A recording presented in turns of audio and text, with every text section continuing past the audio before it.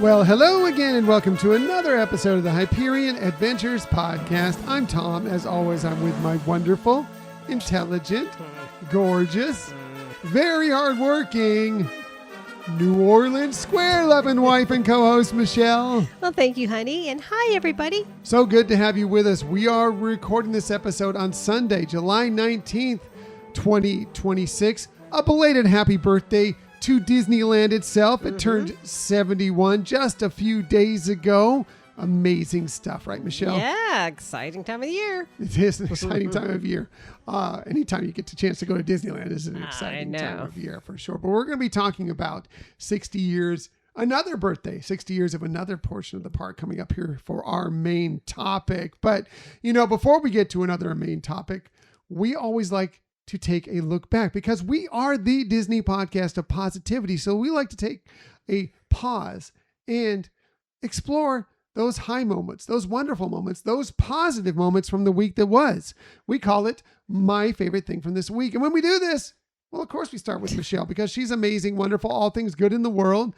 You know, she does the best research. You're about to hear that. She always has the best lists. She also always has the best My Favorite Thing from This Week. So Michelle, what was your favorite thing from this week? Well, you know, I think what I'm going to hone in on for my favorite thing of this week actually happened several days in a row. And that is, I think we've talked about this in the past, that we happen to have fallen on becoming monarch butterfly owners. We're caterpillar / butterfly herders. Right, exactly. And so this week, 4 consecutive days, we had a caterpillar get into its chrysalis state. So we have 4 chrysalis in our backyard that are ready to flourish into butterflies in about a week. Yeah, so I think if the timing goes as we expect it to, so Tuesday we should have a butterfly, Wednesday we should have a butterfly, Thursday we should have a butterfly, Friday we should have a butterfly. Oh, and by the way, currently as we're recording this, we have 4 more caterpillars right now. So eventually, and they're eating away because they do. That book, Hungry, Hungry Caterpillar, is no joke. Right? It is no joke. They're eating away, and they should be forming chrysalis here sometime in the next few days as well. So, yeah, it's been pretty incredible, and that is also my favorite thing from this week of all things. I know. Is watching these silly caterpillars, and they eat, and they poop, and they sleep, and they eat, and they poop, and they sleep, and then they become beautiful butterflies. I know, and trying to protect them because where they form chrysalis is just very...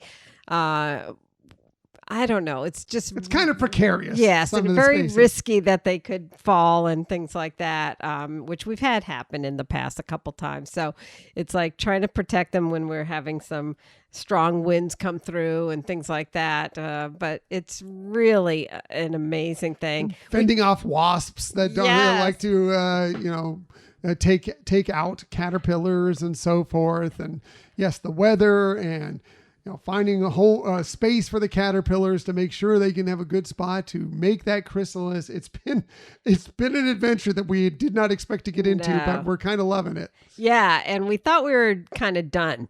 We thought we had finished that. All of our caterpillars that we had on property were done, and lo and behold, some more we found. And now we're seeing a lot of monarch butterflies flying around our location that we have to assume are either some of the ones that we've had in the past, or maybe they're the offspring of some that we've had that have decided to put their spawn someplace else, essentially. But either way, it's been incredible, and the world needs more butterflies. It needs more bees. It needs more butterflies. It needs more pollinators, and so that's kind of why we have taken this on. Yeah, it was, not something that we had planned to do, but now that we're into it, we've kind of been enjoying it. Yeah, no, it started all as that Michelle just wanted a place for butterflies to come by and have places to land and eat and, enjoy. And then suddenly we have started getting all these caterpillars, and now it's just gone on, and it's been pretty incredible. Yeah, for sure. Really fun. Really fun. So yeah, my favorite thing of the week as well. All right, let's go ahead. We have a great main topic for you this week because it's all Michelle. So it's going to be great. But we also have a lot of other stuff for you as well, including we now know when the new Disney Hollywood Studios location based on animation will be opening. It's also very close to our hearts. We'll tell you about that. Also, the D23, the Ultimate Disney Fan Event schedule, has been released. We'll talk about some of the we can't go through a whole thing, right, but we'll talk about some of the key panels for that as well. And if you happen to be arriving a day early to Anaheim, well, we'll talk about a lot of the D23 Day at Disneyland fun that's coming your way as well. But that's all later. Let's go ahead and get to our very New Orleans Square main topic of the week. In the South Lane, there's a city way down on the river where the women are very pretty and all the men deliver. They got music, it's always playing. Start in the daytime, go all through the night. When you hear that music playing, hear what I'm saying, it make you feel alright. So Michelle, it's hard to believe, but 60 years of one of our favorite spots right there in the happiest place on earth, right? Yeah, it's just such a unique area, a unique land, and as you said, we love it, and it's so amazing still that after 60 years, it's a very popular spot. Right. So, of course, we're talking about New Orleans Square, which is turning 60 just this week. And, well, we have to delve into this because it's got a couple of our favorite attractions, but also it's just such an amazing space to just kind of hang out and chill and see what they did to kind of make this space really feel like you're in the middle of New Orleans. Yeah, totally immersed in storytelling. Right, for sure. So let's go ahead and get to it. Michelle, doing more amazing research. So this is going to be great. Let's get to 60 years of storytelling in New Orleans Square. Well, thank you, sweetie. So, when I was researching this, one of the things that kind of surprised me is that it was a little challenging finding information about how it developed. How did it come about, And so I thought that was kind of surprising for the fact that it was a new land in the park, and it was one of Walt's very last big projects. So, but I still found a lot of interesting things. And as we always find, the more you know about some of the little special behind the scenes or details, the more enriched your experience can be when you're actually there. Well, especially because it's true of a lot of different places within the Disney parks where you're trying to get to those amazing attractions that are there or dining or whatever, and you may zoom by something that's pretty fantastic, but now that you know it's there, you may appreciate it that much more. So let's go ahead and get to it, Michelle. All right. So in terms of an origin story of where did it come from, an interesting thing I found was that about 1 month after Disneyland first opened, and you may remember that we just passed the 71st anniversary of Disneyland opening. But the initial month right after that, opening in 1955, Disney hosted a dedication of New Orleans Street, which I wasn't even aware that took place. But it was a short stretch of area of shops right along the rivers of America. And the ceremony was conducted by Dorothy Lamour, which I looked up. She was a famous actress at the time. She played in a lot of the films that Bing Crosby and Bob Hope did, the Road to series of very films. Famous series of films. Yeah. Right. So she's native New Orleans individual. So it just fit that she was brought in to do this. And what she did in terms of kind of christening this New Orleans street is she broke a bottle of water.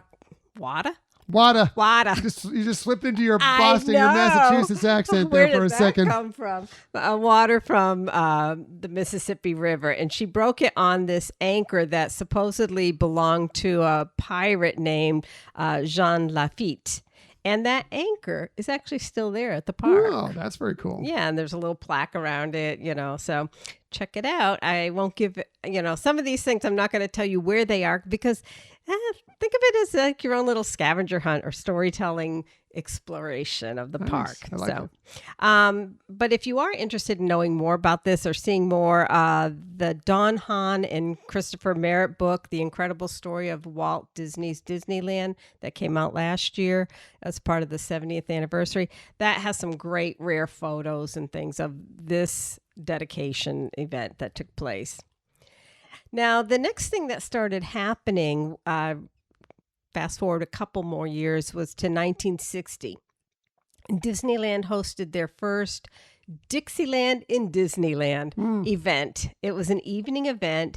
They brought in some Dixieland jazz players to play at different parts of the park, and even along the rivers of America. And they were really astounded by how popular this evening event was. So they decided, hey, let's do this every year. And it became super popular. And because of that, they kept upping the game and inviting more and more famous Dixieland or jazz players. A lot of people, and I know you've seen the clip of Louis Armstrong, playing at one of these evening Which would have events. been amazing to see.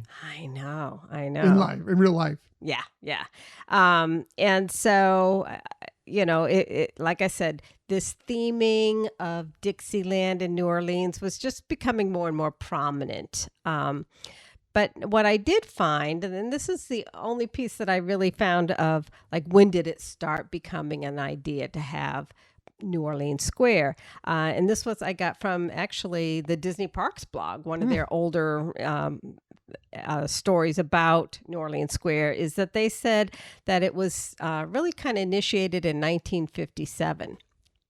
And that's when the Imagineers really began doing some of the research about New Orleans. And they shared that there was, in the Walt Disney Archives, a memo to Bill Cottrell. Yes, he's a Disney legend, but he was also the first president of Walt Disney Imagineering. But it has a list of books purchased on the topic, and some of them were like The History of Mardi Gras, stories about the French pirate Jean Lafitte, and who was a really bad dude, by the way. And even Most pirates were. I know, even one called Patio Stairways and Iron Lace Balconies of Old New Orleans. So, it was back in, like I said, the late 50s that we first find out that there's some research going on about New Orleans Square. Wow. All the way back to then. And that's pretty incredible. Yeah. I mean, I guess, it's going to take some time to develop something as elaborate as this. So Right. It makes sense that it would go back that far, that really thinking about possibly doing something like that. Yeah. And they had the space at the time that wasn't being used. So, and Walt always wanted to plus the park and felt like it always needed to be, kept fresh. So, some of the things that I thought were pretty interesting too, and hopefully you find this interesting, as some of the things that influenced the shaping of New Orleans Square. Let me guess. It was New Orleans. Yes. Bingo. Actually, Walt did travel to New Orleans frequently for business and for pleasure. And there were two things in particular that really drew his love of that area, and it was food and people. So it's actually not surprising to see that Walt actually visited a restaurant called Antoine's.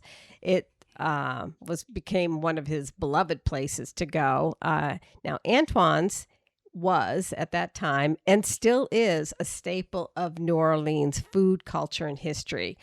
It dates back over 180 years ago. Wow. Yeah. And we're just talking about 60 years. This is 3 times that. I know.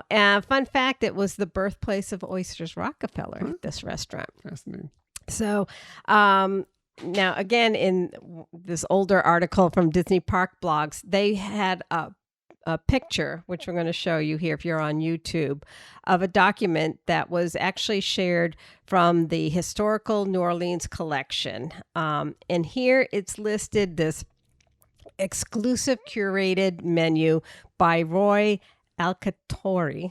And he is actually the grandson of Antoine, who opened the restaurant.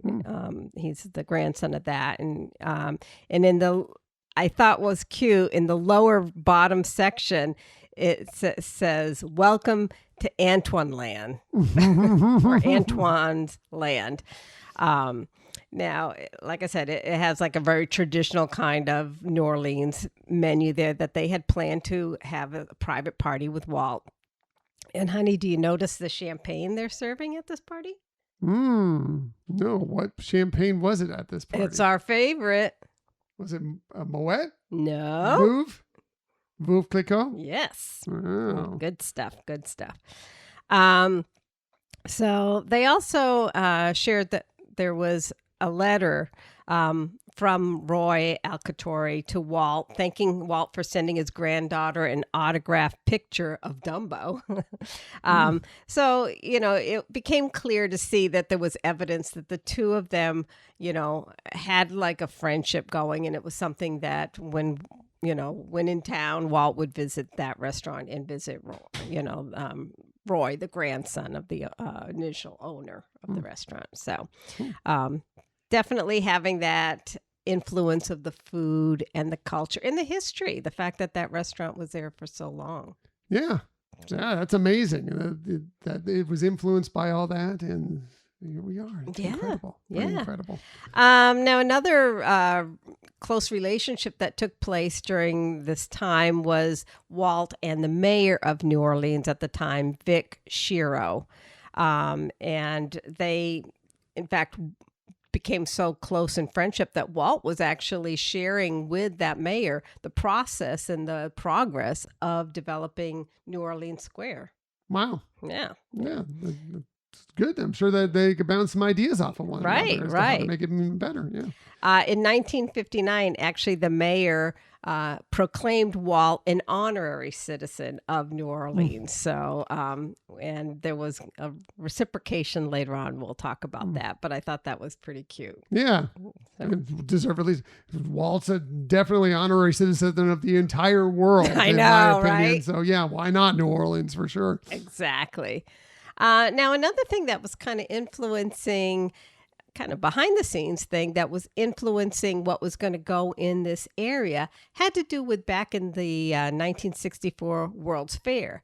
And during that time, Walt found out and realized, hey, they have these VIP lounges or suites, to host dignitaries or celebrities and things. And he thought, you know what? Disneyland needs something like that as well. And he also was realizing that his apartment on Main Street over the firehouse was he was kind of outgrowing that space. So there was a plan that there would be an apartment for Walt and Roy available to them to use over what is now the Pirates of the Caribbean, where they could stay there when they wanted to, but also could be where they kind of hosted parties with celebrities or sponsors and things like that.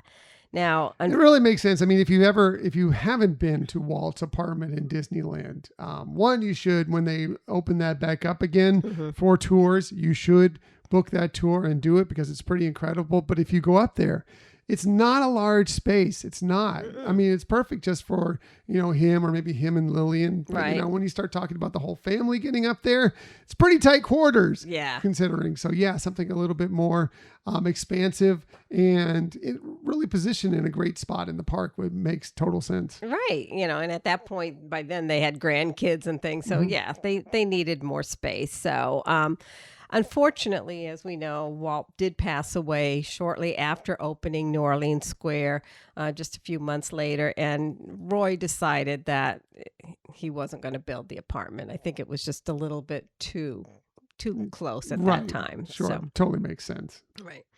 So, with all that in mind, they did decide to open the land. And so there were some interesting things about this opening. First of all, the cost of opening New Orleans Square was $18 million to build. And Walt actually jokes about the fact that costs more than the Louisiana purchase of all that land, So the other interesting thing was that it's the only land that ever debuted without any attractions when they first opened. Interesting. Yeah. I didn't think about it, but yeah, it wouldn't have had anything in there, right? Yeah, they were still under development. Right. You know, when you look at that time period in the 60s, the mid 60s, that's when the audio animatronics were really coming to life. That makes funny. Coming to life. I know.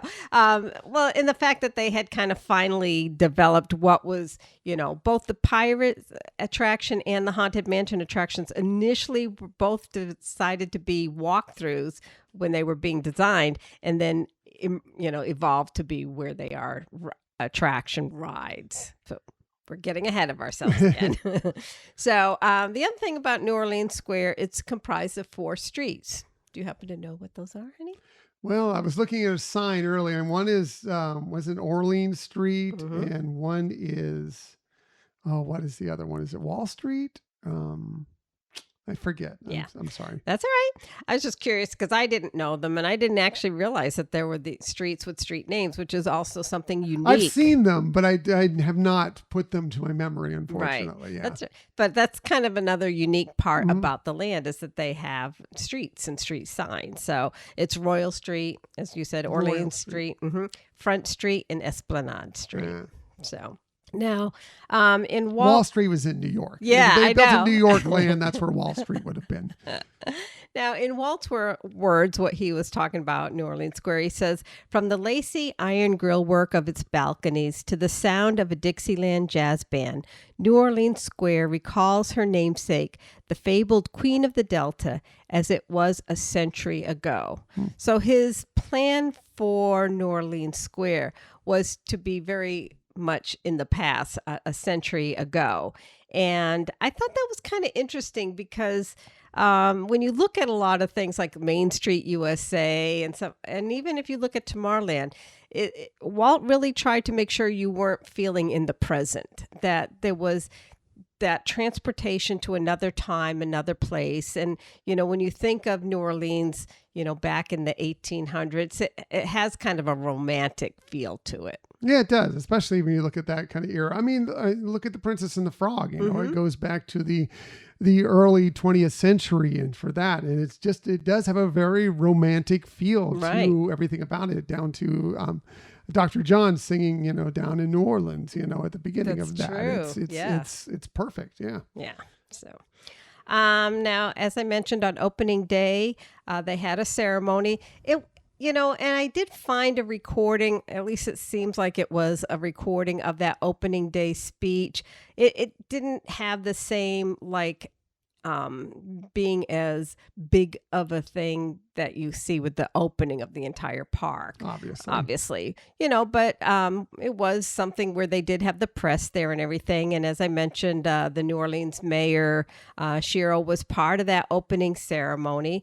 And if you want to see, some snippets of that opening day ceremony, they're included in the Disney Around the Seasons on Disney Plus. And actually, you get to see a little piece where Walt is talking about the development of New Orleans Square and how it did cost more than the Louisiana Purchase. Highly recommend. I mean, you're seeing a lot of other things in that Disneyland Around the Seasons, but it was the last world of color that Walt was a part of. But it does have kind of like a little bit of where the park was by that moment. Nice. So, yeah. Nice. So, all right. So let's take a look a little bit into some of the designing of what was included in New Orleans Square when they opened it. Now, they had various shops that they felt were interpretations of what you would see in old New Orleans. Because again, they were looking at developing the image of back in the 1800s. There was a shop called a one-of-a-kind shop, and they had antiques and model ships, old world globes, maps, things like that. What's really cool is in the existing shops that are still in that area, that remains some of that like hand-painted over the mirrors and windows that were done by Disney artists at that time for the opening. So things that are that rich in that history are still there to see. There was another shop called the Le Gourmet. I can't talk today, I think. But that's where you could find things for the kitchen. You know, you could find espresso pots and kitchen utensils and things right there in the park. And then they also had Mademoiselle Antoinette's Parfumier.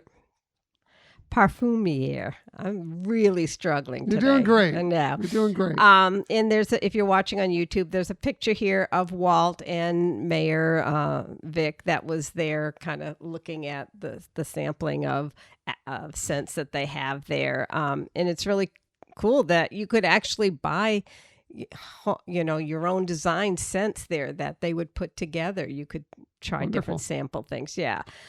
So unique. Yeah. It's nice that all those shops, I mean, they're different now, but there's still a lot of shops back there. And a lot of people find, if you're back there, you find that you probably took a wrong turn, maybe getting out of Pirates of the Caribbean and you're a little lost.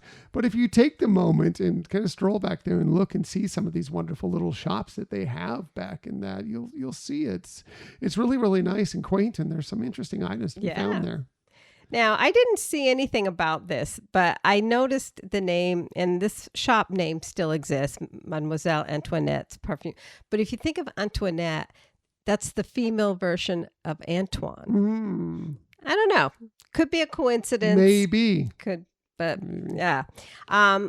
But one of the other things interesting about the shops and the design of the area, Don Hahn addresses in his book, and he says this has really demonstrated that Disneyland had matured into something worlds away from any amusement park comparison. And I thought that's true. This really kind of embraces that in a much more immersive area because you're in something that's kind of recognizable but also unique. Yeah, I mean, it was I'm not going to say it was the beginning of the immersive lands at Disney parks, but it is one of the early versions that really drops you into something. So you find yourself placed. You know, you did the episode not that long ago where we did our road trip of Americana. You know, basically American road trip right in the parks. New Orleans Square, you left it out because of this episode right here. It is something that you can drop in there and you could feel just a piece of being right there on Bourbon Street or wherever you might be within the areas within New Orleans, which is great. Yes. I mean, because, it's so much detail, whether it's, the buildings, the shops, the sounds, everything is there to bring that immersiveness to you. So just give you that little feel in the middle of the park.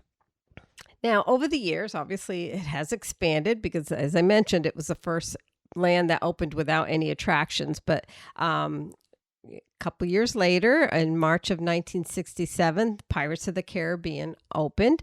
Now, unlike most attractions, when you exit the attraction, it brings you into a shop,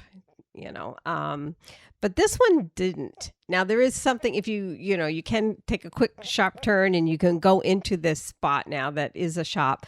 But at the time when this opened, it actually was a pirate museum arcade.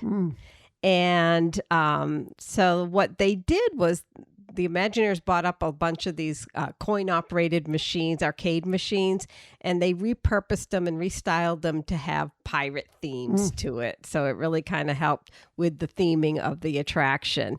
And one of them still remains. Do you know what it is? No, I don't. So it's called Fortune Red, and it's a fortune teller. And if you have the Play Disney Parks app, you can actually have it give you for free your fortune of the day. Oh, very cool. Another use for the app. Right. I like that. Yeah. And I know it's funny, I haven't used it there. I was thinking, I mean, you've done a lot of fortunes. The Esmeralda on Main Street, but not Fortune Red. Now, next time we get there, we're going to have to hunt that down and get your fortune read by Red. Yes. Now, alongside with opening up the Pirates of the Caribbean was the Blue Bayou restaurant that opened.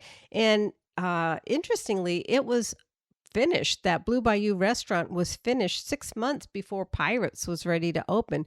But Walt was like, no, they have to open together. The people at the restaurant have to see those boats coming through. And so that's why they decided to hold that off, opening up the restaurant until the attraction was open. I mean, it totally makes sense. I mean, it's part of, the restaurant's fine, the food's good and everything, but really what it is about the vibe of being in that area, being on the bayou, watching the boats go by.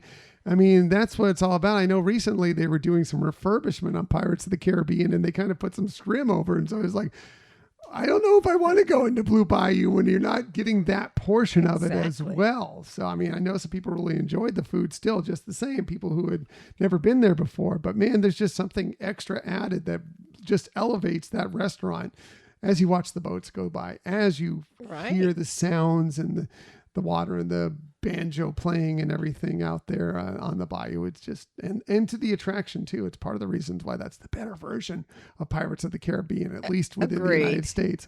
Agreed, 100%. And, you captured a lot of the things I wanted to talk about. But first of all, with being at that restaurant and having these boats, and you can say they're pirate boats, floating along past you. There's nothing like that, right? There's no other experience. Even if you go to a really fine dining restaurant, right? You don't have that kind of experience, and it does make it really special. Now, as you mentioned, that restaurant has so many great elements to make you feel transposed. And as Don Hahn, and I got a lot of great things in Don Hahn's book, but as he mentioned, it was kind of set up like a movie set to have, that sensory imagery throughout. So you had the perpetual dusk, you had moss-draped trees and circling fireflies, and like you said, the sounds, the banjo playing, etc. It's very, very much immersive. And according to Dick Irvine, this was Walt's first attempt at thematic feeding. Which I thought was a funny way to funny word for the way they described it, but it fits, right? It and we see that's kind of the things that make dining at Disney parks pretty special. Is you have that thematic feeding as part of your experience. Yeah, there's so many great restaurants that do have that theme. I mean, there's some basic restaurants within Disney parks, but sometimes some of the best spots, some of our favorite spots, are the ones that are themed in one way, shape, or form, for sure. Exactly. So the next attraction that was opened there was a couple years later in 1969, and that is the Haunted Mansion, of course. Now, we've done several Haunted Mansion episodes. If you want to go back and listen to them, honey, this is, if I'm not mistaken, one of your all-time favorite attractions. It's my favorite classic attraction. I love the Haunted Mansion. I love it so much. It's one of my favorite places, and it's a must-do for me if I'm going to Disneyland. If I'm going to Magic Kingdom, I need to do the Haunted Mansion because I love it and I love the feel of it. Even Disney Cruise now that we've done the Haunted Mansion parlor, right? It's all about it. It's great. I love it so much. Exactly. It's just, again, obviously great storytelling, but it's something that is timeless, that is still continued after all this time to be something that draws in so many people. The queues for that, well, obviously they're also very entertaining, but they're always long. It's an attraction that's still super popular. Yeah, and deservedly so. I mean, it was so well done. I mean, the Imagineering. I mean, obviously they've elevated it, done more things to it over the years, but even from the beginning, the Imagineering that was put into that, the effects and everything, to bring these ghosts to life, to bring these hauntings to life is pretty incredible. And still to this day, I'm always amazed by it every time I go on that attraction. Right. Yeah. And it's one you can go on multiple times and just still always enjoy. Well, yeah. If there's ever an attraction that I could just sit there and ride, if we ever did one of those charity things, right? Like, we need to be on an attraction and just ride it all day long. Like the Haunted Mansion, I think would be my choice. Nice. Of all of them that I could do, I would love to do the Haunted Mansion over and over and over again. That is cool. And so, a lot of great things you mentioned about that. The other thing that happened in expansion happened in 1987, and that was the opening of the Disney Gallery. Do you remember that? No, I don't. I remember hearing stories about it, but I never experienced it for myself. Yeah.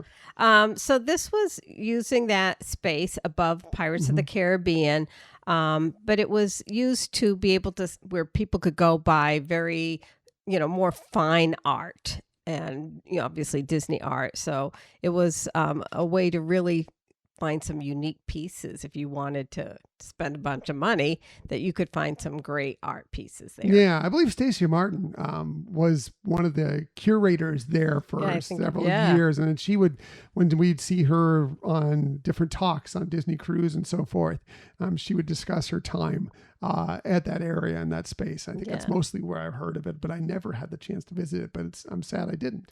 Yeah, interestingly, because it was actually open 20 years. It didn't close until 2007. Mm-hmm. But then it got renovated into the Dream Suite. Now, Kim Irvine, she actually, and we've heard of her as one of the, Disney legend, Disney Imagineer. She has now a window on Main Street and stuff. She actually, when she was designing that space, looked at the original renderings that Dorothy Redmond had made of that space when it was going to be an apartment for Walt and Roy. Now, when it first opened, it was used as a prize during their Year of a Million Dreams. What a prize. I know, contest. And it was used again at times for contests and events. And if you want, we have, I think, a video to show what that space looks like. Up here is amazing. It really is. This is so cool. So this obviously was going to be the larger family apartment. This would have been under construction around the time that view up here is amazing. It really is. This is so cool. So this obviously was going to be the larger family apartment. This would have been under construction around the time that Walt passed away. And the time they were building out New Orleans Square, yeah. Yeah, so right here upstairs from Pirates of the Caribbean. I love on these railings, you see Roy's initials here. RD and WD. Really cool. I can't wait to walk around inside. It's just unbelievable. You going? Yeah, let's go. It's beautiful. So obviously this eventually did get built out. It's a gorgeous space now. It's home to 21 Royal, which is this really exclusive culinary experience that we should probably check out sometime. No kidding. You look around here and think, if this had been built during your childhood, what a cool hangout this would have been. I would have never You'd be left. here all day. And what I love is when you go from room to room, so many of these little effects come to life.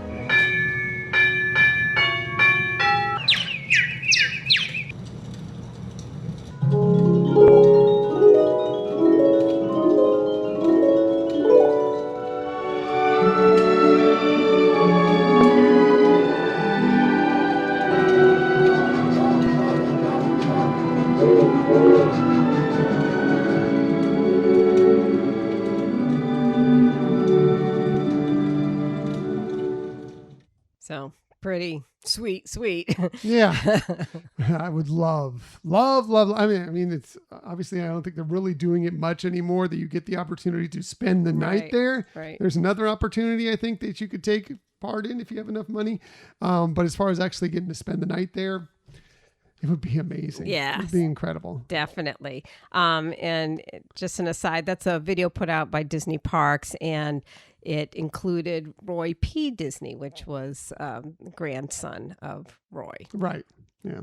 So now, as you mentioned, that space has also been converted again for use of another experience, a very VIP experience that you can buy if you want, and that's 21 Royale. Yeah. So it's a pretty incredible experience. 21 Royal.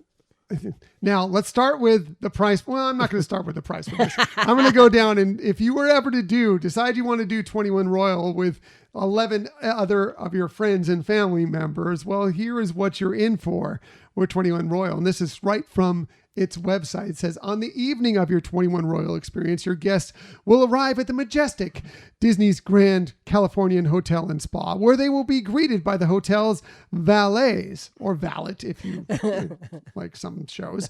Once your entire party has assembled, they will be given a VIP escort to the site of the evening's festivities.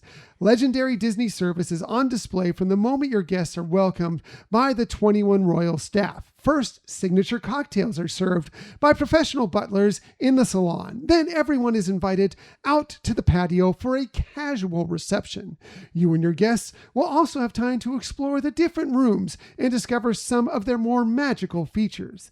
Then it's time for dinner. You and your guests take your seats around a lavish table covered with white linens, fresh flowers, and set with gold-plated dinnerware and fine crystal.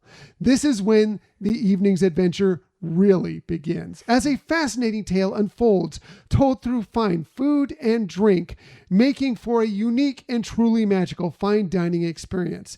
Then in true Disney fashion, you can end your evening with a grand finale dessert on the private balcony, where you and your guests are treated to a spectacular view of the rivers of America, and on certain nights, prime viewing of the park's nighttime entertainment. That would be Fantasmic, by the way, and maybe there's a fireworks show sometimes, some nights as well. That sounds amazing. Now, the price for that, for you and up to 11 other guests, so 12 guests total, is $15,000. So just a nice little price of $1,250 per person. You got this. Oh, but by the way, it does include park hopper tickets and valet parking. So it's okay, kind of a deal, right? Yeah, I mean, it's a little splurge. But it sounds amazing. I would love to experience it at some point for sure. If anybody, look, we'll pay our part. $1,250 each. We'll do it. We'll do it. If anybody else wants to come up with the other $1,200,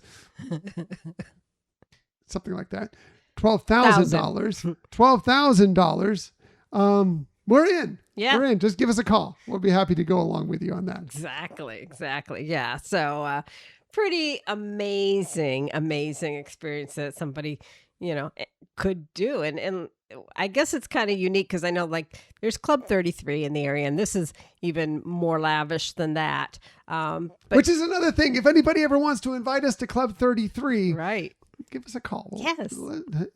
Hyperine Adventures Podcast at gmail.com or all over social media. Right? We'd be happy to hear that as well. Exactly. We have not been to Club 33 at Disneyland. We would love to do it at some point. Right. Agreed. And that's pretty special, but you do have to be a member or know a member. And here's something, you don't have to be a member if you really want to. You can just pay that hefty bill and you're good. Right. You're good. And by the way, it's $12,500 extra along with our money that we would put in. There you go. I did the math in my head as I was doing the talk about Club 33. Well, you're pretty close. Anyways. It's pennies. It doesn't really matter. That's right. So kind of looking a little bit more at, the area today, there's been, so much more, even more recent years had expansion because of redesigning the queue for the Haunted Mansion, which was desperately needed. But there's some really cool things there. Obviously, with the addition also of the attraction of Tiana's Bayou. Adventure. Of course, Splash Mountain as well. I mean, it's more Frontierland. Right. But, I mean, now they've kind of expanded New Orleans Square. When it was Splash Mountain, it was more Frontierland or Critter Country. Now they kind of expanded that area in New Orleans Square into that spot. Yeah, it's kind of a nice transition going from New Orleans Square to Frontierland. But they still have quaint shops. There's some different ones than what they had before. They have the Port Royal Curios and Curiosities. They have Pieces of Eight, Cristal d'Orleans, which you may recall we've talked about. You can have your own tiara design there if you want. Still waiting to get mine. Yeah. But it's nice, too, that they did keep Mademoiselle Antoinette's perfumery. It's not an easy word to say. I'm going to give you a total pass on this. I don't know if I could say it. You tried to have to do it a few times. Perfumery. Anyways. You tried to over-French it. I did. Another area that is over there that has, expanded and shrunken, but it's still beautiful is Magnolia Park. And as I mentioned, that was also part of the renovation of the queue for Haunted Mansion a few years ago. It's kind of the area in front of the train station between Tiana's Palace Restaurant and the Haunted Mansion. It's very pretty, and it is now also one of the spots if you want to have one of your wedding there for a Be very beautiful spot for a wedding. Yeah. Yeah, very small group wedding that could be there. That's available now. Some interesting things if you're Can there. we hold the reception in Tiana's Palace? If so, right. I'm thinking we're going to renew our vows. There you Right go. There you go. A little gumbo. for the That'd reception. be awesome. Yeah. That'd be awesome. Now, what's really also unique about this area, and again, it's taking time to really look at it and appreciate it, is, they have a lot of great oak and ficus trees there. It's a great shade spot if you need to get out of the sun for a bit. But some of those trees actually predate Disneyland Park. That's pretty incredible. Yeah, they were sourced from Pershing Park in downtown LA by the Disney Imagineer Bill Evans. So some true history back there. Nice. And as I mentioned, they have that venue available for weddings. In December of 2024, they added a new merchandise shop called Madame Leota's Somewhere Beyond. And they have a lot of eclectic furniture and crystal balls and, all kinds of sorts of stuff about Haunted Mansion. They have the original parlor chandelier in there. Wow. So take a look at that. That was the original chandelier used for Leota seances. Then in January of 2025, a ghostly new bride materialized in the attic of the Haunted Mansion. And so she appears to float as guests hear her red heart beating in the, that area there. And the classic French Market restaurant was rethemed to Tiana's Palace, as you mentioned, Tiana's Palace. So a lot of great things that have developed but support also the theme and the storytelling of New Orleans Square. Now, I kind of wanted to close off with whether you call these fun facts or hidden details. Personally from us, some of our favorite examples of Disney storytelling are not things you'll find in the rides. They're things that you actually may walk right past and not even notice. But if you really take the time and explore them, and as we share some of these things, hopefully you'll have that opportunity to really appreciate more the immersive storytelling that you can experience right there at New Orleans Square. It's so good. And sometimes you're racing to get onto Pirates of the Caribbean or sometimes on the Haunted Mansion. But if you take a time and walk and stroll those little streets there, there's some really cool stuff. Right. And so you'll have to follow my tip of look up for a lot of these things. So the first one we'll mention is that they have the Louisiana state flag flying over Royal Street. And if you're watching on YouTube, you can see some of these shots that we took from D23 website. I need to do a better job looking up because I don't think I've ever seen that flag. I know. So yeah. Me neither. Now, we talked about the space that was initially planned to be an apartment, and it was also shown in the video, but you can see in the gold coloring the initials of WD and RD for Walt Disney and Roy Disney are still there in the ironworks display there. Now, if you're walking along the walkway facing the rivers of America, there's this bricked up hole engraved with 1764. And that was built during a refurbishment in prep for viewing of Fantasmic. And there's a lot of theories of what that 1764, why it was put there. But I didn't find anything concrete. Except for the actual thing itself, which is made of concrete. That was good. But here's what we do know about 1764. The Spanish took over New Orleans in 1764, following the French ceding in 1763 with the Treaty of Paris. Also in 1764, the first 4 Acadian families, which were Canadians who were expelled from Canada, who became known as Cajuns, arrived in New Orleans in 1764, and that began that influence of the distinctive language and culture that we know is Cajun in New Orleans. Yeah, so one of those makes sense for sure. Yeah. So the next thing that you can find there, and again, I must have walked past this and not paid attention. It's these ship masts that are rising over the rooftops of New Orleans Square, and they're actually there for a reason. They're there to make it look like there are tall ships out there just beyond the buildings, waiting in the harbor, and making you wonder what lies ahead there. But those masts actually were part of the original painting by Disney legend Herb Ryman, and who envisioned tall sailing ships as entering the port of New Orleans in the background. But they weren't there during opening day. In fact, it wasn't until the 1990s that the Imagineers took that concept and added those.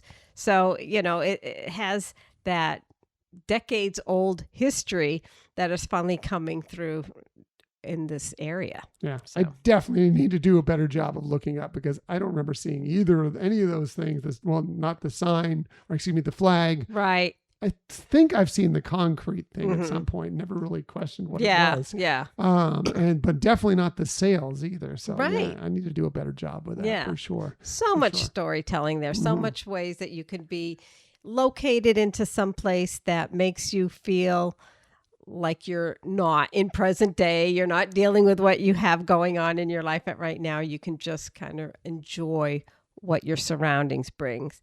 There's one more thing, and I think we've talked about this at other episodes, but at the train station there at New Orleans Square, there is the sound of Morse code. Do you remember that and what that was? Yeah, it's the opening speech from Walt Disney to the opening of Disneyland, Exactly. but it's tapped out in Morse code. Yeah, it's a really nice little subtle tribute to Walt and the opening of Disneyland. It's really cool. Exactly. And actually entering New Orleans Square from the train station is kind of fun in of itself. You feel like you're actually being brought in to that area. Yeah, I actually love it. I think it's the best way to get there. Especially if there's no reason to, if you're traveling from the other side of the park, great. But even if you're walking and your first thing you want to do is get to Haunted Mansion, get to Pirates of the Caribbean, or just get to New Orleans Square, or Tiana's Bayou Adventure for that matter.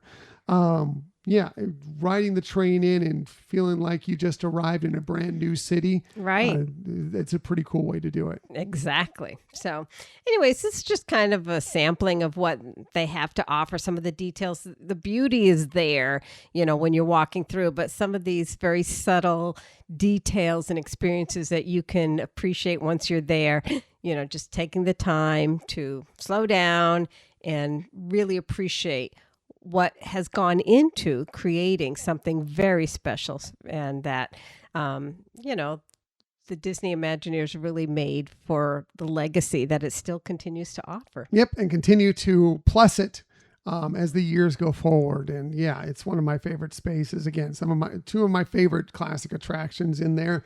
I'll throw Tiana's Bayou Adventure in there as well too. It's one of my favorite newer attractions. So you put it all together. Great food, great ambiance, great attractions. It's Disney. It's just one little space right there, transported into an amazing area in the country. It's phenomenal. And yeah, the storytelling is rich, very, very rich within there. And Michelle's storytelling and research, always very rich as well. Good job, sweetheart. Oh, thank you. But anyways, that's our look back. That's 60 years of storytelling at New Orleans Square. Hey partner, don't be shy.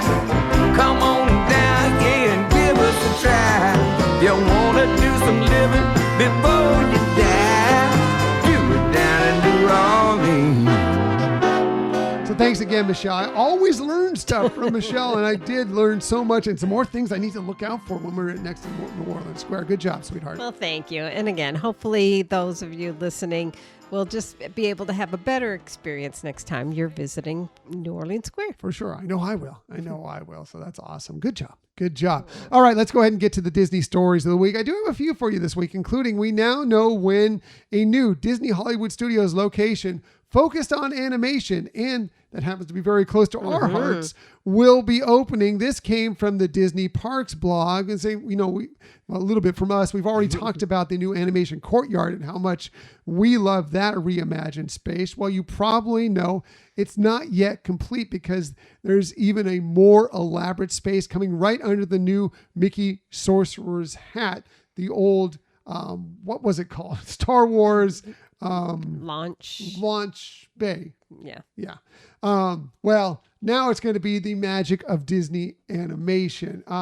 And Disney announced this week that this new collection of experiences that will be in this location will be opening on September 14th, Michelle. Yeah, it's exciting to see that it's getting so close now. And, everything we hear about it is just something that interests anybody who loves animation, the history of animation, and even current day animation. And I think it's going to be a lot to explore. Well, yeah, inside you will interact with and explore new takes on the iconic Disney animation headquarters, including the many different studio departments. Only this time, some of your favorite pals have taken over to create the fun adventures.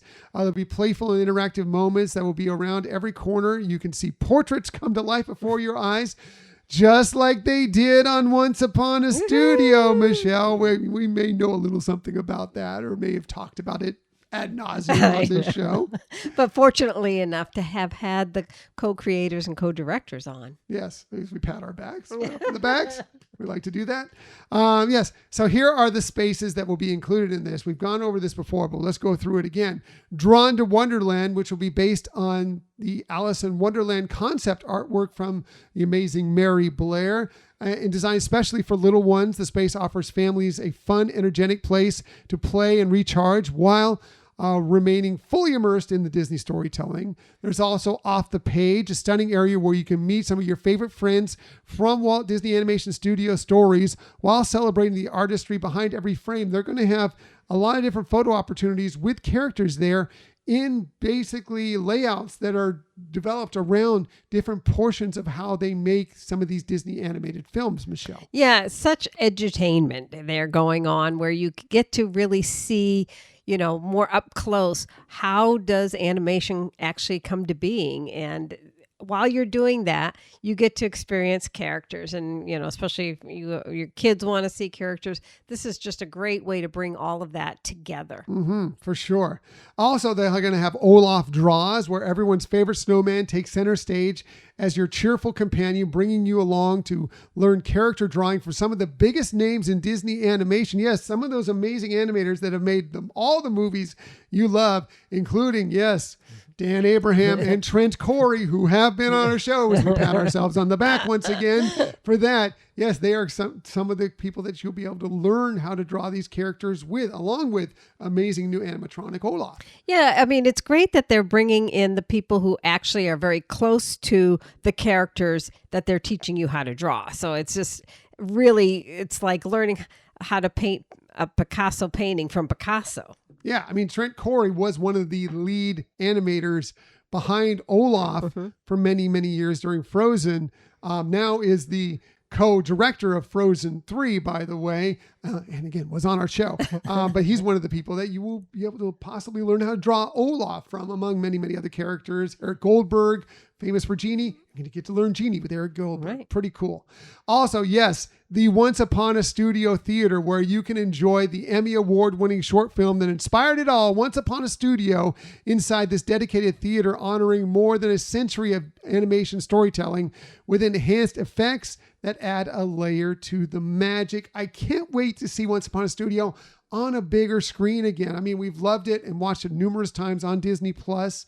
But it goes back to Destination D23 where we first saw it. It was the last time I think we saw it on a big screen. So I'm excited to see it on a big screen in this location with extra amazing effects. Pretty cool. Exactly. That's exactly what I was going to say. I think, people have seen this on Disney Plus and probably really love it. I think you're going to really have a different experience seeing it on a large screen. Yeah. So very, very excited for this land, as you might tell. We are very thrilled for it. And we have already booked a hotel stay to go and see it not long after it opens. And if anybody at Disney wants to invite us out for maybe a soft opening or a special occasion, hey, we love it. We talked about it multiple times. We're here. HyperionAdventurespodcast@gmail.com. I'll hit it again. Please contact us. Yeah. And, there may be soft openings announced anyways from the company for, like annual pass holders or DVC members and things like that. Yeah. So, or if you're in the area just right before it, that's you may want to just stroll through you want to go to the animation courtyard anyway, because as I already mentioned, it's amazing. But while you're there, Yeah. Go ask around. You Yeah. never know. Maybe you might be able to get into a soft opening. Yeah, there. especially as you get closer to that date. Yep, for sure. Speaking of D23, obviously it's not Destination D23, but another event. As a matter of fact, a much bigger event. D23, the Ultimate Disney Fan Event, its schedule came out this week. We already knew about the 3 big panels that are happening at the Honda Center. Well, there are lots of other panels that you can experience there as well. This came from D23.com. They say the Jonas Brothers live on stage with their Hey Jonas podcast. The cast of Percy Jackson and the Olympians offering a sneak peek at season 3. The Ultimate Disney Costume Contest celebrating the milestone anniversaries of Alice in Wonderland, Beauty and the Beast, and Kingdom Hearts. Disney legend and 8-time Academy Award winner Alan Menken in a rare one-man concert, and so much more. These are just a few of the slate of programming happening at D23, the Ultimate Disney Fan Event, August 14th, 15th, and 16th at Anaheim, California. Michelle. Yeah, I mean, we know from last time we had such FOMO for not going, and we're so glad we have something planned this time, because the more we're hearing about it, it's just becoming such an amazing event that you're going to really get to experience some incredible things. And we've been a couple times in the past and know what it's like, and it's pretty incredible. And a lot of these panels that you're going to hear about here, and if you look at the list, we're not going to go through them all. Go to the D23 website, D23.com, and check out the actual schedule for yourself there to find out everything that's going on. But we do have a few of these that are pretty fantastic. Some of it is counter programming if you're not going to be able to go to the Honda Center, or if you you don't want to go to the Honda Center for those events, even if you do have passes to it. There are other amazing things that you can experience, Michelle. Yeah, I mean, when I was looking over at the list, it was like, how can I get to all of these things at the same time? Because they really have some great people that are coming in. They also have great experiences if you're like into Lorcana or whatever, or, just trying to get some more background into everything Disney. If you're such a big fan, there is so much to do. Yes. And let's get to a few of those that are available for you. Again, some of these are available for you regular parts of the day, some in the afternoons. I believe that there's some of the tickets for the afternoons are still available. Last I checked, I believe they are still available. So you can experience some of those just for those. And then some of these will be counter programming if you're going to the Honda Center. Unfortunately, you won't be able to do both.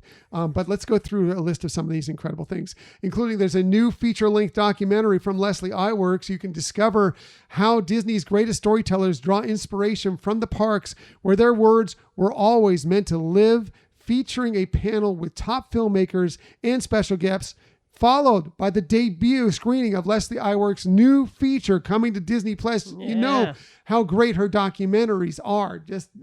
Think about them all.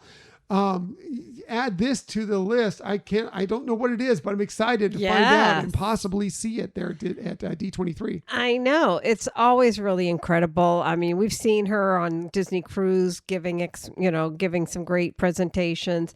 She is such an amazing storyteller, and that the information she's bringing has been very thoroughly researched. So it's a great.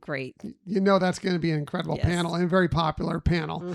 Also will be very popular. This one, I believe, is counter programming to something that's going on at the Honda Center, but there's Disney Rewind the Concert, which you'll relive the magic of VHS vibes with the ultimate throwback event showcasing some of the best Disney hits of the 80s and 90s, filled with nostalgic favorites performed by Disney and Broadway stars, including Disney legends Bill Farmer, Jodie Benson, as well as incoming Disney legend Susan Egan. We've seen a couple versions of this already, and it's incredible. So if you get the chance to see this, we will not be going to this because, again, I believe it's counter programming to one of the big panels at the Honda Center. But if you're going to this, you're going to love it. You're really, really going to love it. Yeah, it is when you just think, some people are going to be on stage performing, but it is something that is really amazing. I don't think we've ever seen this. We've seen, like you said, a couple versions of it without a dry eye. I think it's just something that is just heartwarming. Yeah, it's and fun. It's going to get you moving and singing. And yes, it's really, really great. Definitely check it out if you have that opportunity. One we might be able to see, but also similar to something we experienced at a D23 Expo many, many years ago, a whole new world of Alan Menken In this rare one-man concert, Disney legend and 8-time Academy Award winner Alan Menken shares the songs and stories behind legendary Disney films and beloved stage and screen musicals that have shaped generations of audiences around the world. I believe that's Sunday afternoon after the Legends panel, so we might be able to attend that as well. But we've seen this, or at least a version of it, at D23. I think it was 2017 when we first saw it. And it's amazing. He's so good. And the storytelling, and he sings and performs all these incredible, all these songs that he's done for Disney and outside of Disney too. Amazing. Yeah, he puts on such an incredible show where you get to know a little bit more the background of some of these songs, and just, hearing it directly from the person who wrote it. It's just great. And it will amaze you just how many songs, how many films his songs are represented in. You'd be, just like that one and that one and that one and that one and that one. I mean, it's just mind blowing. The list goes on and on. Yes. It's a wonderful concert, and I hope you get to check that out. Another one that's counter program we will not get to see, and I'm really, really sad about this, but I'm excited for anybody who gets the chance. The Muppets Musical History with Seth MacFarlane. Join Grammy-nominated vocalist and Emmy winner Seth MacFarlane and special guests for a conversation about the timeless Muppets songbook. Seth will share the inspiration behind his upcoming Muppets orchestral album, Michelle. I know. Wow, a lot of little things dropped there, huh?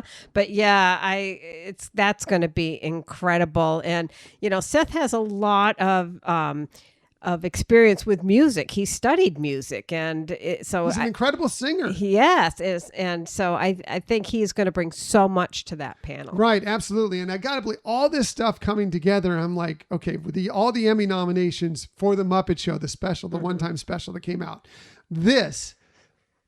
we're definitely hearing that there's going to be more episodes of the Muppet Show at D23. I'm not going to, we're going to do our preview, our predictions. That one I think is a pretty easy prediction that's going to happen.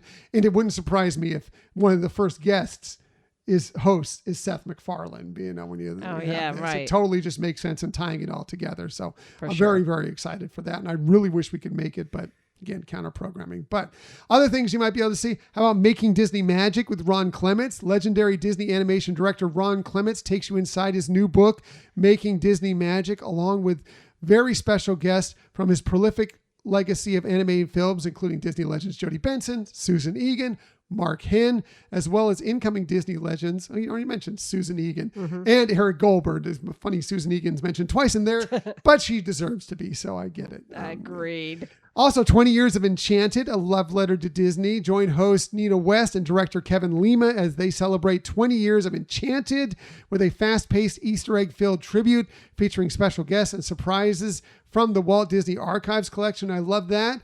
How about a Lego Star Wars screening event? Yes, experience a special screening of an all-new Lego Star Wars animated adventure, which I believe is The Mandalorian, by the way, filled with iconic characters, unexpected laughs, and action-packed fun.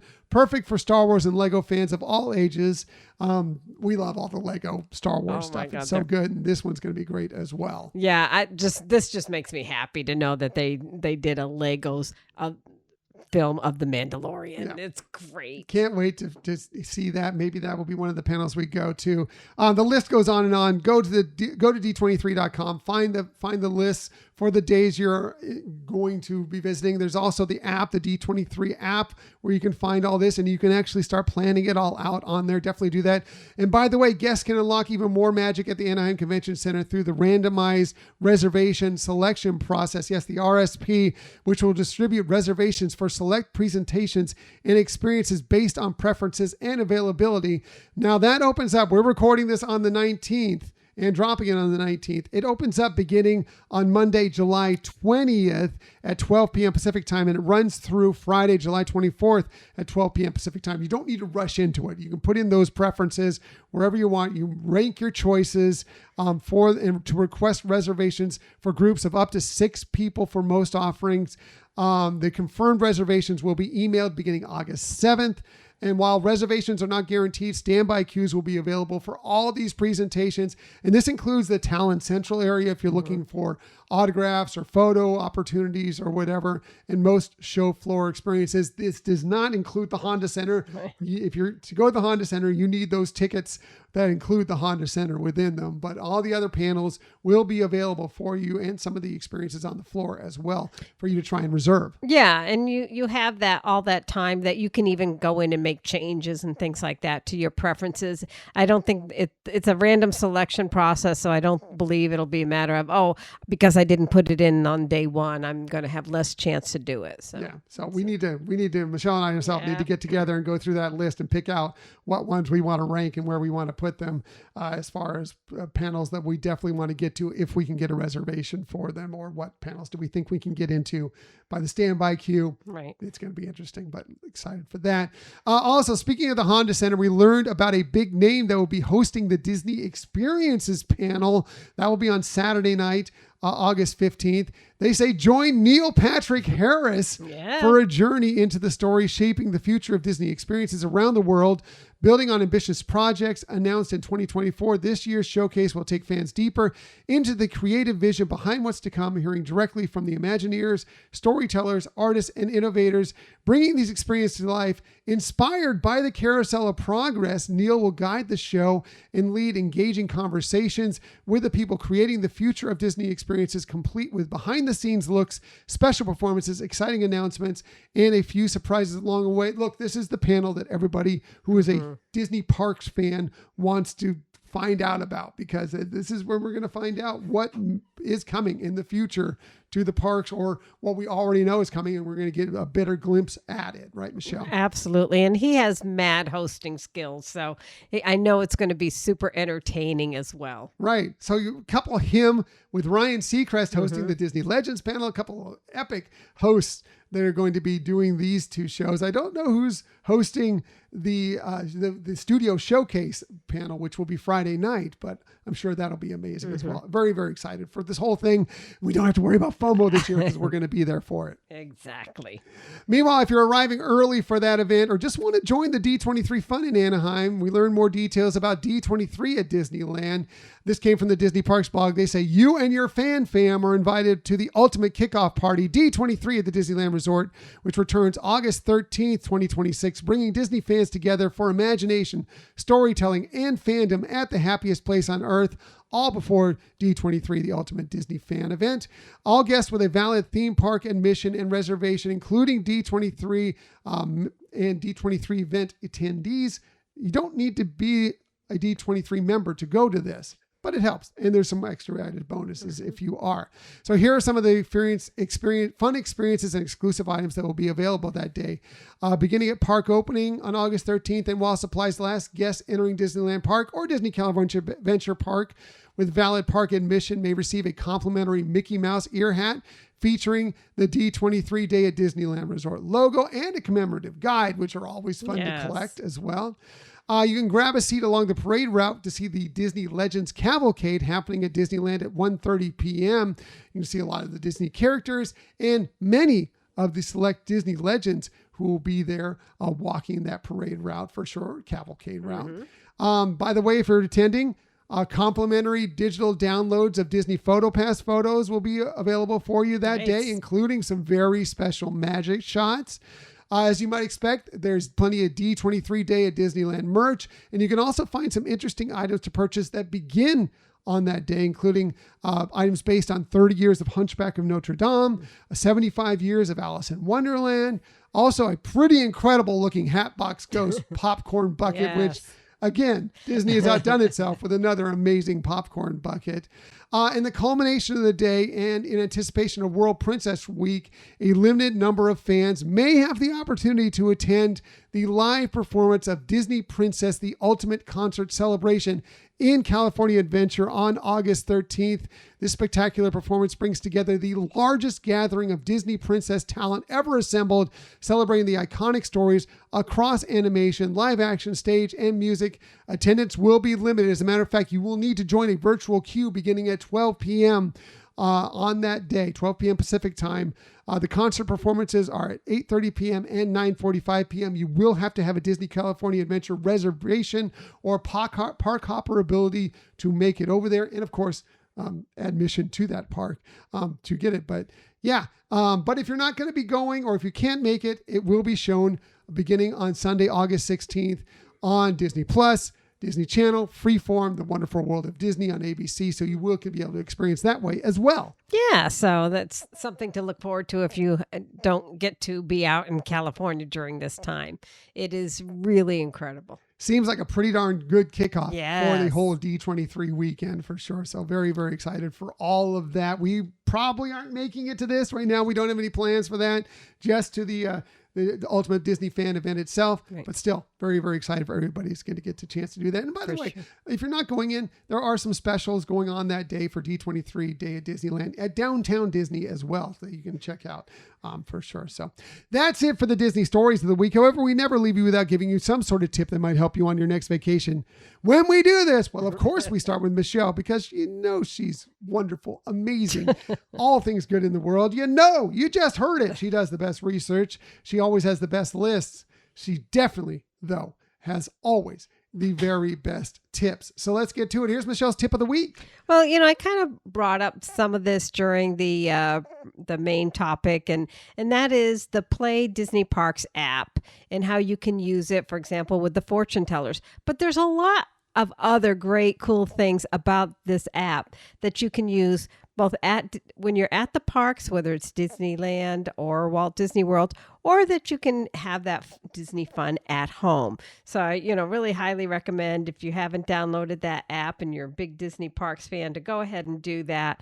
Some of the things you can do, obviously there's like trivias and songs, but, like over in Batu, you can become a bounty hunter and actually go searching for some of these bounties and capture them and bring them back to get some, credits, they say. It's, it's just a game, but it is still a lot of fun. We've done it several times, and it's just a lot of an added experience to the parks that you can really get to experience through the app, and even at home, some fun little things. Right. Find different ways to explore the parks in a variety of different ways. So, yeah. And some things to keep you active during queues and things like that. Yeah, so. Waiting for your next reservation, whatever it might be, Yeah. for sure. So Michelle's tip, always the best tip. My tip this week, look, we just went over just a small portion of the list of the D23 Expo, which is what I call it. But there's a lot there. And if you are attending, you're going to want to look at it and look at it closely and make plans, because there's a lot of stuff to take in.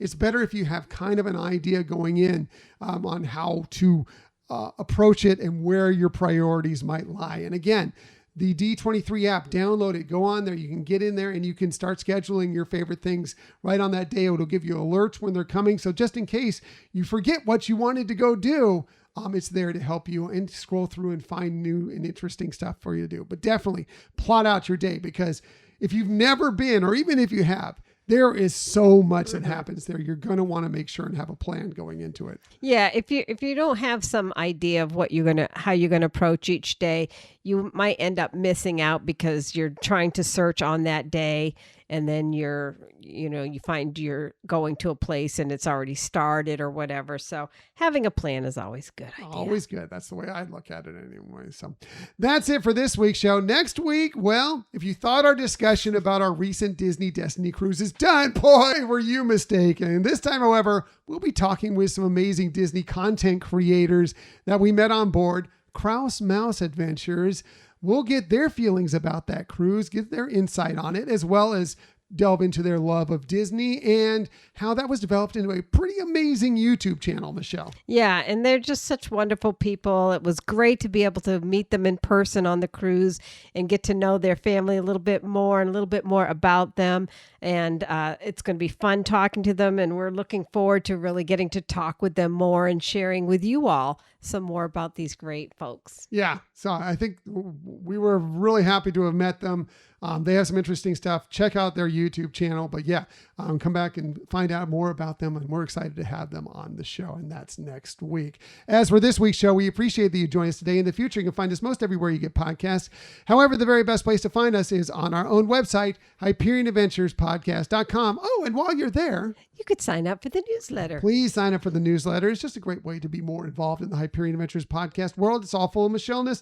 It's all full of different stories and sometimes sweepstakes entry ability that just doesn't come out on this show. Michelle does a great job with it. Oh, thank you, honey. Yeah, it's some mostly stories about Disney, news updates and everything that you might not see as much in social media, etc. So we try to find those more exclusive kind of stories. And of course, some shameless self-promotion, which we're always very good at. Also, speaking of that, we're also on social media. We're on #always Twitter and Blue Sky at Hyperion Podcast, Facebook, Instagram, and Threads at Hyperion Adventures Podcast. If you are on Facebook, come on over and join us for some good, positive Disney energy fun on our Hyperion Adventurers Facebook group. Also, we are on YouTube along with Cross Mouse Adventures. If you want to find us on YouTube, we're at Hyperion Adventures Podcast. And if you ever want to contact us for any reason, as we've mentioned multiple times on this show, please hit us up at our Gmail account, HyperionAdventuresPodcast@gmail.com.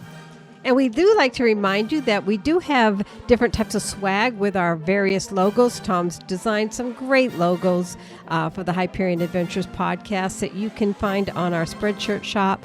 If you just go to our link tree, you can find it there. And who knows, you might find something special that you just didn't know you couldn't live without. Yep, I know our friend Chris Mazza of the Mazza's Musings podcast just reached out to us and said, I just purchased a Real Men Love Frozen shirt.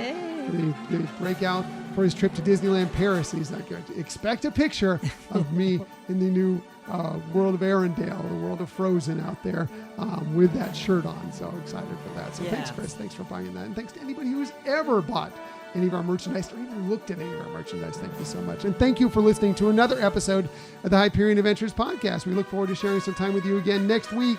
Until that time, I'm Tom. I'm Michelle. And we hope that you have a magical week.